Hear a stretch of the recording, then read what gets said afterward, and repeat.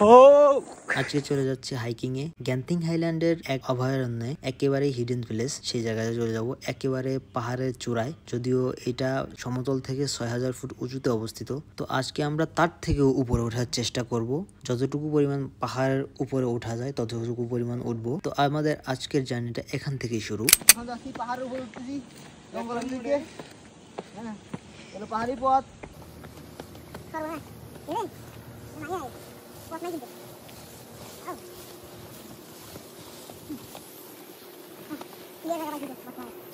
পাহাড়ি পথ, একটা ঢালু একটা পথ।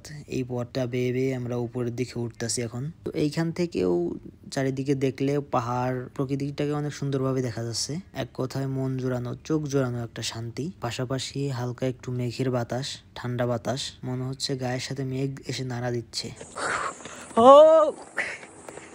জীবনে এরকম কিছু মুহূর্তের প্রয়োজন আছে।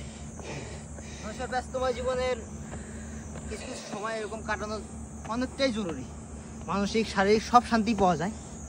যদিও একটু কষ্ট হয় হাইকিং করতে, তবে পাহাড়ের হাইকিংয়ের মধ্যে এতটা মজা আছে, এটা হয়তো সবার মন মানসিকতা এক না, সবাই বুঝতেও পারে না।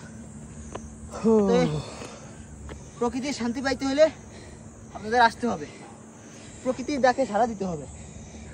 এই প্রকৃতির ডাকে সাড়া দেওয়ার এসে এদের অবস্থা খারাপ, তেল শেষ। তো একটু এনার্জি বেশি করে আনতে হবে, তাহলে প্রকৃতির সাথে লড়াই করে এই শান্তি রাখে উপভোগ করতে পারবে। যদিও কষ্ট হয়, এ কষ্ট নয়।